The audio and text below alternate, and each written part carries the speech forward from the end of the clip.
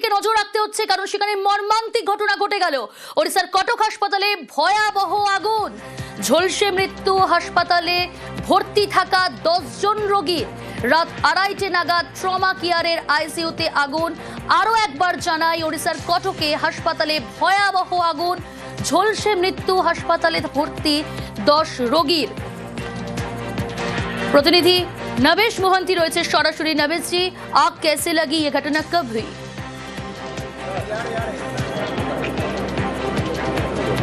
देखिए, रात 2:30 बजे ये आग लगा और जो ट्रॉमा सेंटर था 4 मंजिला ये इमारत था, और उसके पहले मंजिल में ये आग, पहले तो धुआं नज़र आया और कुछ देखते ही कुछ समय बाद धुआं आग में तब्दील हो गया, और देखते ही देखते आग पूरी जो फ्लोर है वहाँ पे फैल गया, जिसके वजह से जो मरीज वहाँ जिनका इलाज चल रहा था वो सब आग में झुलस गए।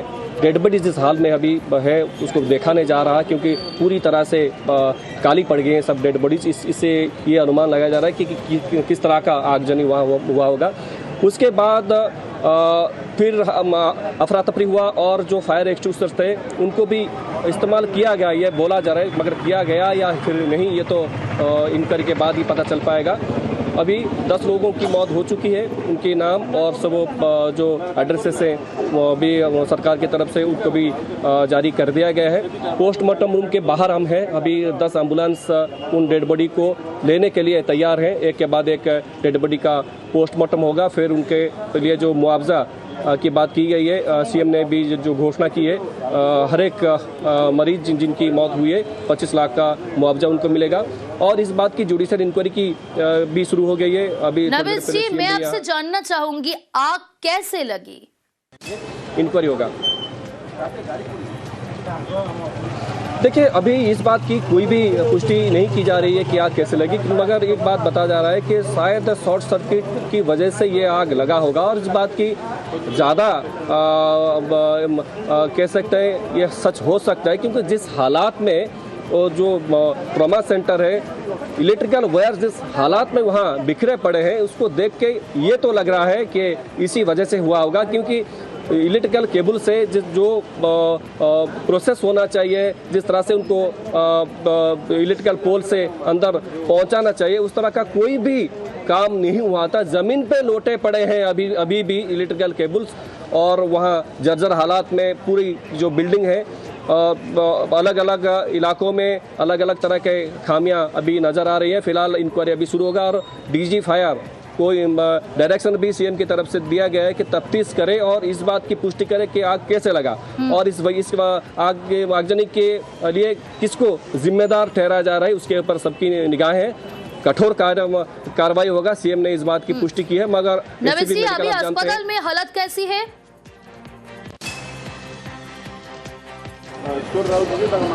अभी जो पेशेंट्स थे उस बिल्डिंग में उनको सब वहीं पे रखा गया है। जिस फ्लोर में जो पहली मंजिला जो फर्स्ट फ्लोर था, वहीं पे जो आग लगा है, सबको इवैक्यूएट कर दिया गया है। 10 लोगों की मौत हो चुकी है, 5 लोग झुलसे हुए हैं, उनकी अभी इलाज ट्रॉमा से लेके उनको ट्रॉमा से निकाला गया है, और उनका इलाज ऑर्थोपेडिक वार्ड में किया जा रहा है और न्यू मेडिसिन वार्ड में उनका इलाज किया जा रहा है। और 23 ऐसे पेशेंट से मरीज थे जिनको वहां से इवैक्यूएट किया गया, और उनको भी अलग अलग जगह पे उनका इलाज चल रहा है। डेथ टोल बढ़ सकता है, इस बात की अभी जानकारी।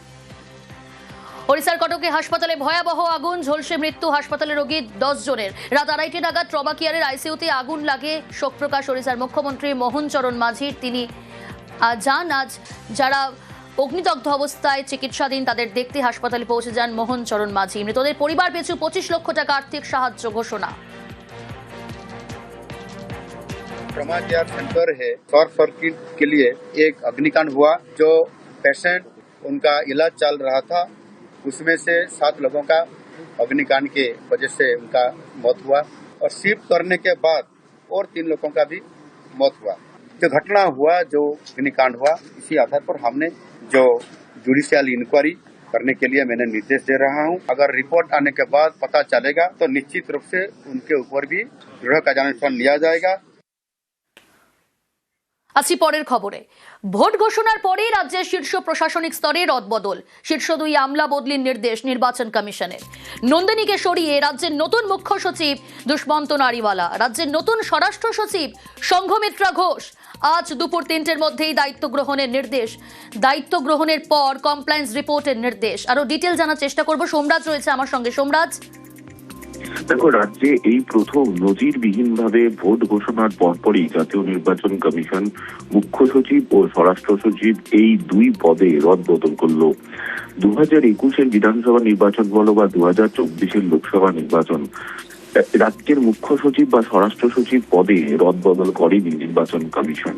সাম্প্রতিক সময় দেখলে দেখা যাবে যে এই প্রথম নজিরবিহীনভাবে ভোট ঘোষণার 24 ঘন্টাও হয়নি, কয়েক ঘন্টার মধ্যে 2 শীর্ষ পদে রদবদল করলো নির্বাচন কমিশন। রাজ্যের মুখ্য সচিব পদে দুষ্মন্ত নারিওয়ালাকে নিয়োগ করার কথা বলেছে জাতীয় নির্বাচন কমিশন, যিনি বর্তমানে এখন উত্তরবঙ্গ উন্নয়ন দপ্তরের সচিব হিসেবে রয়েছেন। পাশাপাশি সংঘমিত্রা ঘোষ তাকে স্বরাষ্ট্র সচিব পদে নিয়োগ করার কথা বলেছে নির্বাচন কমিশন। আজকে দুপুর 3টের আগেই তাদেরকে এই 2 পদে যোগ দিতে হবে এবং পাশাপাশি জাতীয় নির্বাচন কমিশনকে কমপ্লায়েন্স রিপোর্ট পাঠাতে হবে। ভোট ঘোষণার পর রাজ্যের এই 2 শীর্ষ পদে রদবদল কার্যত নজিরবিহীন বলেই দাবি করছে প্রশাসনিক মহল। তার কারণ, সাম্প্রতিক সময় এই রাজ্যে এই ধরনের অভিজ্ঞতার সম্মুখীন হয়নি। সাধারণত পুলিশের শীর্ষস্তরের পদে রদবদল দেখেছে এ রাজ্য 2021-এর বিধানসভা নির্বাচনের ক্ষেত্রে বা 2024-এর লোকসভা নির্বাচনের ক্ষেত্রে, কিন্তু রাজ্যের শীর্ষস্তরের 2 পদ, মুখ্য সচিব স্বরাষ্ট্র সচিবের মতো 2 পদের রদবদল সাম্প্রতিক সময় বিধানসভা ভোট বা লোকসভা ভোটের ক্ষেত্রে এই নজির দেখেনি, যে নজির এবার ব্যতিক্রমী হয়ে থাকলো অন্তত বিধানসভা ভোটের নিরিখে। বেশ।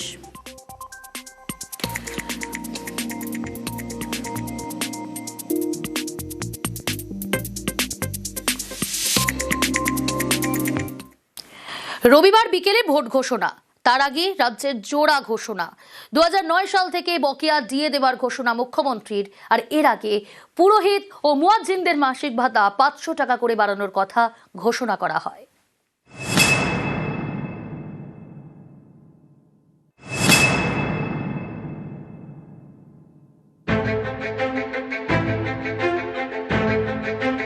ভোট ঘোষণার আগেই রবিবার বড় ঘোষণা। 2009 সাল থেকে 2019 সাল পর্যন্ত বকেয়া দিয়ে দেওয়ার ঘোষণা রাজ্য সরকারের। সুপ্রিম কোর্টের নির্দেশ মেনে এই ঘোষণা। মুখ্যমন্ত্রী জানিয়েছেন মার্চ মাস থেকেই বকেয়া দিয়ে দেওয়া হবে। এদিন এক্সে পোস্ট করে মুখ্যমন্ত্রী জানান,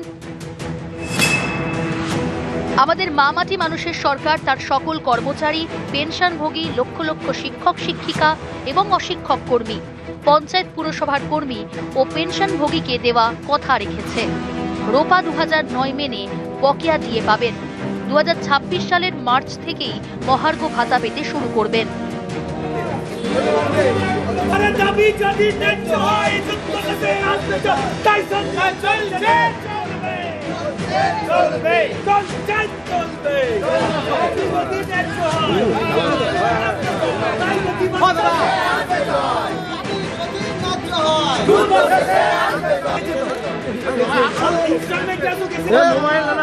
সংগ্রামী যৌথ মঞ্চ বিগত 3 বছর ধরে লড়াই চালিয়ে গেছে।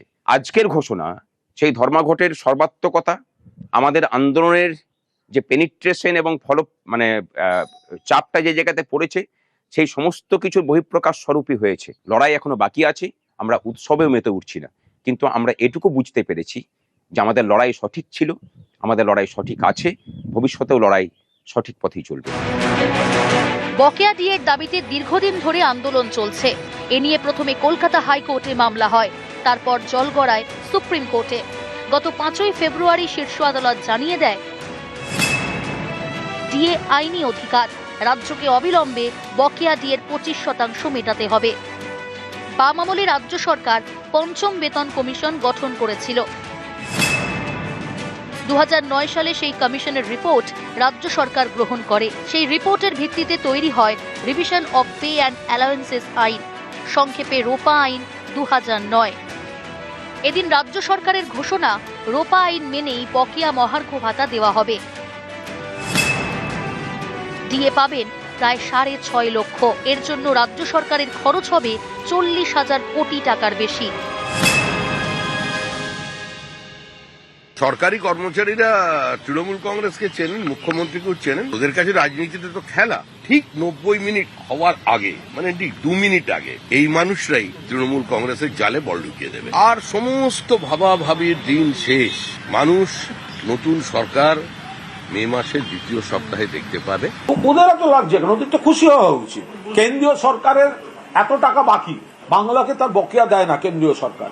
মমতা বন্দ্যোপাধ্যায় সামাজিক সুরক্ষায় গরিব মানুষ, সাধারণ মানুষকে সুরক্ষিত রেখে তারপর তার সাধ্যমতো যতটা পেরেছেন তিনি দিয়েছেন। তাতে ওদের এত অসুবিধাটা কোথায় হচ্ছে?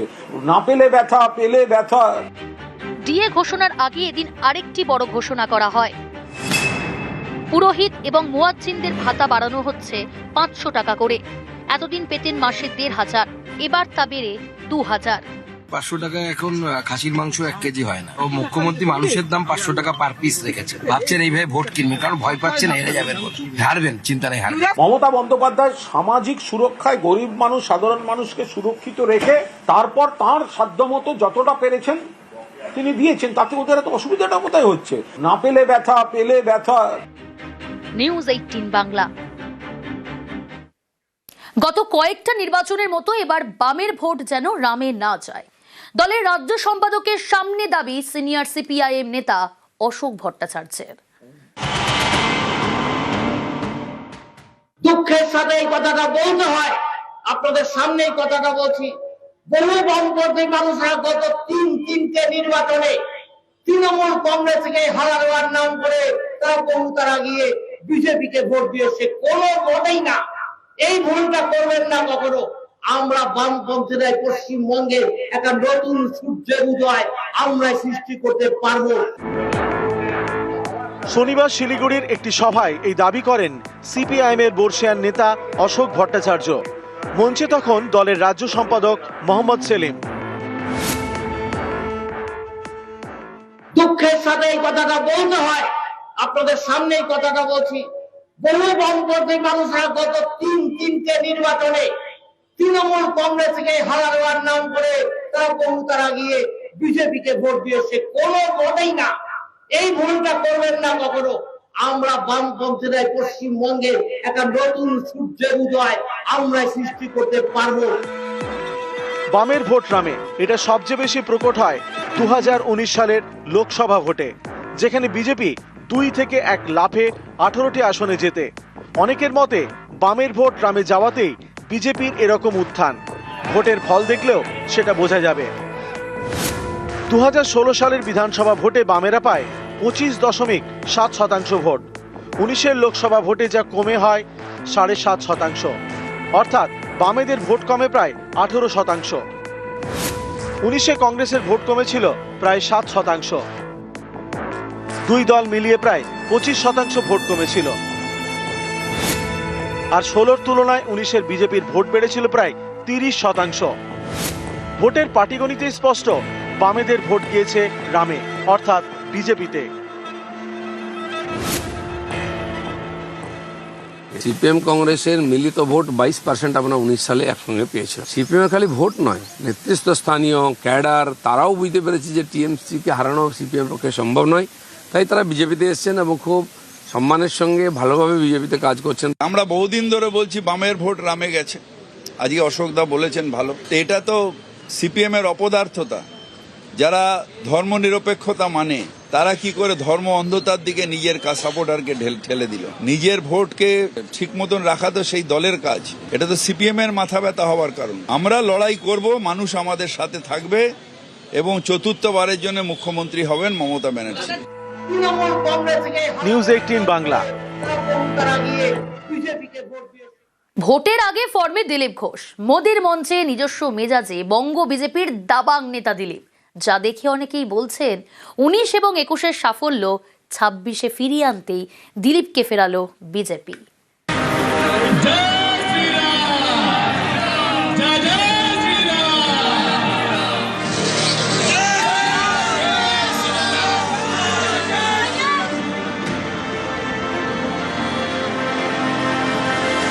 তিনি বাইক চালান,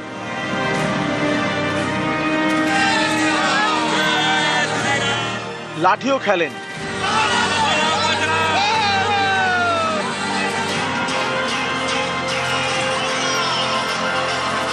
গদা ঘোরান,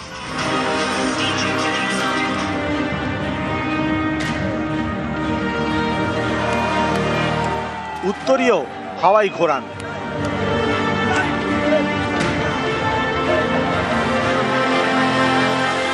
দিলীপ ঘোষ বঙ্গ বিজেপির দাবাং নেতা, 26-এর ভোটের আগে ফের ফর্মে।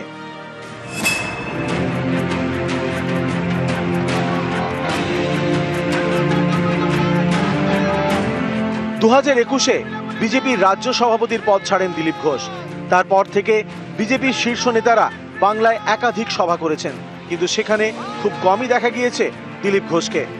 শনিবার অন্য ছবি, ব্রিগেডে নরেন্দ্র মোদীর সভা, মঞ্চে দিলীপ ঘোষ একেবারে অন্য মেজাজে। শরীরী ভাষাতেই স্পষ্ট তিনি অন্যদের থেকে আলাদা।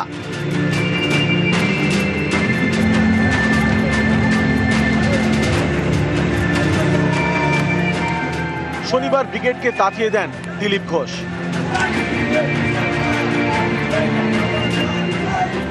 এই যে বিজেপির হাওয়া, পদ্ম ফুলের হাওয়া, তাতে চারিদিকে পদ্ম ফুল কাঁপছে, উড়ছে। আমরা তো প্রস্তুত আছি, আমরা লড়াই করব, সংকল্পে পৌঁছবো। কি তাই করবো তো? 15 বছর ধরে খিচুড়ি বানাচ্ছেন, তাই এই খিচুড়ি সরকারকে আমরা আর সহ্য করব না। আজকে পশ্চিমবাংলার 10.5 কোটি মানুষ খিচুড়ি খেয়ে খেয়ে অতিষ্ঠ।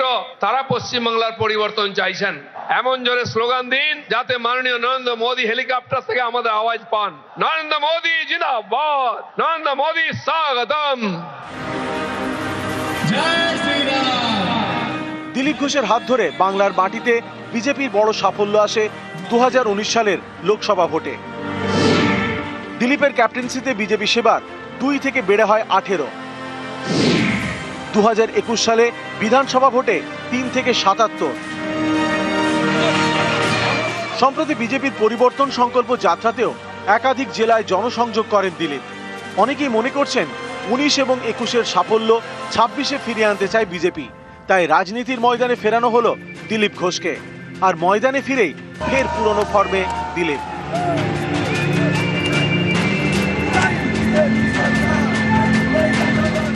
যখন আমাকে দরকার হয়, ডাকা হয়, তখন আমি যাই। পার্টি আমাকে ডেকেছে, আমি গেছি। এটা তো সারা পশ্চিমবাংলার সভা ছিল, সমস্ত নেতৃত্ব স্থানীয় লোকেরা ছিলেন, আমাকেও ডাকা হয়েছিল, আমি উপস্থিত ছিলাম ওখানে। ভুলতে দেওয়া নাই, সবাই ছিল, আমার সঙ্গে কথা বলছিলেন। যেহেতু আমার সঙ্গে অনেকদিন পরে দেখা হলো, তাহলে কি খরচ না, আমাকে একটু বিশেষভাবে কথা বললেন উনি। নিউজ 18 বাংলা। ঘাটালের ভগবতী সেতু সংযোগকারী রাস্তা তৈরিতে খুলল জট। শুরু হয়েছে কাজ, বরাদ্দ 3 কোটি টাকা। ধূপগুড়িতে তৈরি হচ্ছে পাকা রাস্তা। এদিকে নদিয়া ও ডেবরায় শুরু হয়েছে রাস্তা সংস্কারের কাজ।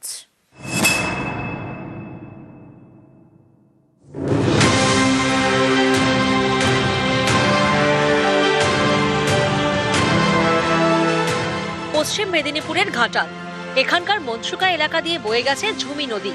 সেই নদীর উপর ভগবতী সেতু। 3 বছর আগেই শেষ হয়েছে ভগবতী সেতুর কাজ, কিন্তু তারপরও চালু করা যায়নি এই সেতু। স্থানীয়দের অভিযোগ, সেতুর দুপাশে সংযোগকারী রাস্তা তৈরিতে জটিলতা, তার কারণে আটকে ছিল কাজ। এবার খুলছে জট। গ্রাম উন্নয়ন দফতরের উদ্যোগে তৈরি করা হচ্ছে সেই সংযোগকারী রাস্তা। এর জন্য 3 কোটি টাকা বরাদ্দ হয়েছে বলে দাবি। আমরা অনেকদিনই তো যাতায়াত করছি এখান দিয়ে, ওলটা হয়েছে কিন্তু রাস্তা তো হচ্ছে না, ওই জন্যই যাতায়াত হয়নি। সমস্যা বলতে দুদিকে তো রাস্তাটা চাই। বেশ কয়েক বছর ধরে আমাদের যে মনসুকার ভগবতী সেতু, সেই সেতুটি আমাদের নির্মাণ হয়েছিল, কিন্তু জমি জটে আটকে ছিল। আমাদের যে জমি জট সেটা আমরা দেখছি কাটিয়ে উঠেছে, তার যে রাস্তার কাজ সেটা শুরু হয়েছে। আমরা খুবই আনন্দিত। অ্যাপ্রোচ যে দুদিকের যে রাস্তা, সে অ্যাপ্রোচের আমাদের একটু সমস্যা ছিল।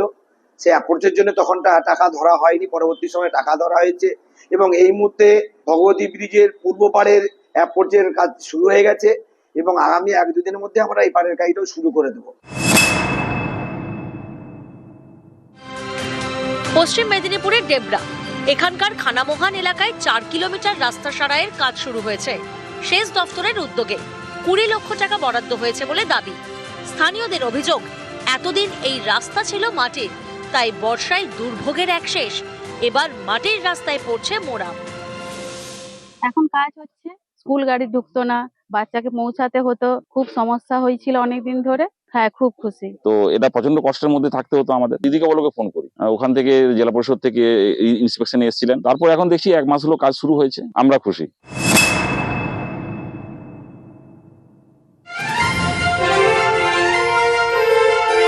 জলপাইগুড়ির ধূপগুড়ি, এখানকার মাগুরবাড়ির পশ্চিম মল্লিকপাড়া এলাকায় তৈরি হচ্ছে নতুন রাস্তা। 1.5 কিলোমিটারের নতুন পাকা রাস্তা। পঞ্চায়েত সমিতির উদ্যোগে তৈরি হচ্ছে রাস্তা। 27 লক্ষ টাকা বরাদ্দ হয়েছে বলে দাবি। জবের থেকে আমার আজকে বয়স 30 বছর। আমি জবের থেকে দেখছি তাই এই রাস্তাটা তবের থেকে এইভাবেই পড়ে মানে কাদো যাওয়ার মতো কোনো পরিস্থিতি নেই। এখন আপনার এসে রাস্তার কাজটা ভালো হচ্ছে, আনন্দের বিষয়। এই এলাকার মানুষের দীর্ঘদিনের দাবি ছিল যে রাস্তাটা খুবই দরকার, এবং সত্যিকারের রাস্তাটার অবস্থা খুব বেহাল অবস্থা। এই বর্ষা আসতেছে, মানুষগুলোর যাতায়াতের জন্য খুবই সমস্যা হয়।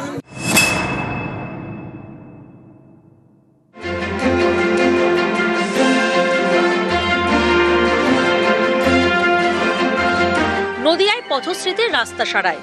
এখানকার রানাঘাটের কুপার্স এলাকায় মোট 12টি ওয়ার্ড। অভিযোগ, সবকটি ওয়ার্ডেই এমন কিছু রাস্তা আছে যা ভাঙাচোরা। সেই সব রাস্তা সারাইয়ের কাজ শুরু হয়েছে।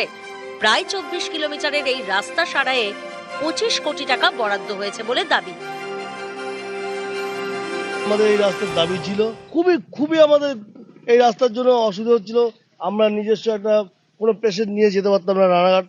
সেই ক্ষেত্রে আমাদের যদি রাস্তাটা খুব তাড়াতাড়ি হয়, দ্রুত হয়, আমরা তাতে খুবই উপকৃত হব, এবং যারা মায়েদের নিয়ে যাব তারা উপকৃত হবে। প্রায় বহু বছর ধরে এই রাস্তাটি খারাপ পরিস্থিতিতে রয়েছে। পথশ্রী প্রকল্পের মাধ্যমে এই রাস্তাটি আবার নতুন করে হচ্ছে, আমরা এতে খুবই খুশি। নিউজ 18 বাংলা।